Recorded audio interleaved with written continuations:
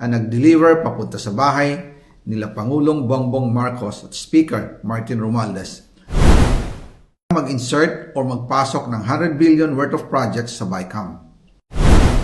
Sana po ay hindi nila ako mapatay bago ko mailabas ang lahat. Ginawa ko lang ang utos sa akin, pero ngayon, handa na akong harapin ang lahat.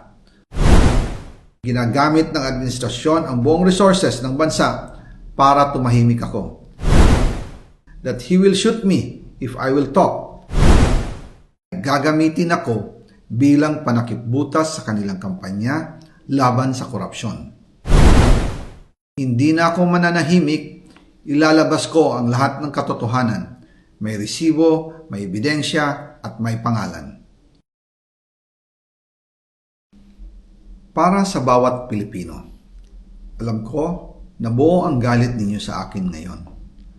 Nauunawaan ko rin kung bakit. Lalo na at malaki ang halagang nakataya.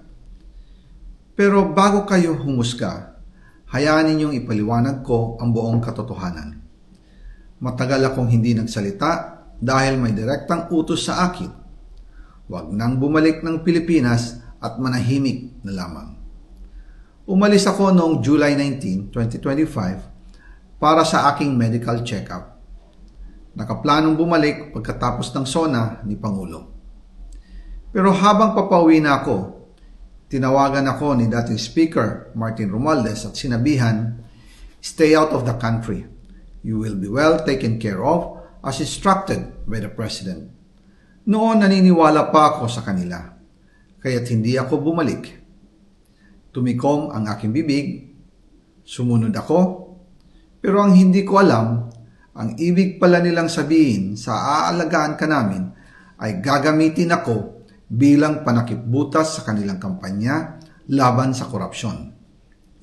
Ginawa nila akong poster boy ng kanilang sariling kasinungalingan.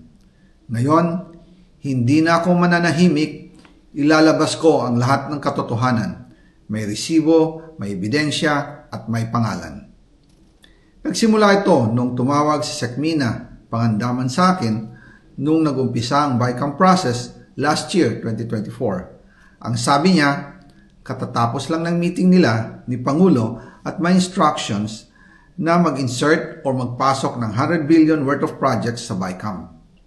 At sinabi pa ni Sekmina, you can confirm with Yusek Adrian Bersamin dahil magkasama sila sa meeting ni Pangulong BBM noong araw na yon. Tinawagan ko po agad si Yusek Adrian Bersamin at tinanong ko kung may instruction nga ba ang Pangulo na magpasok ng 100 billion during their meeting. Ang sabi niya ay totoo nga po.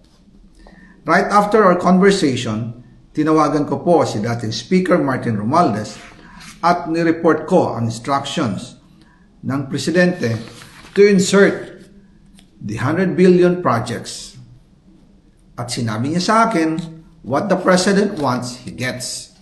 After ng ilang araw, nag-set po ng meeting si Sekmina Pangandaman at Yusek Adrian Bersamin sa amin ni dating Speaker Martin Romualdez sa Aguado Building in front of Gate 4 ng Malacanang at nandun din po si Yusek Jojo Cadiz.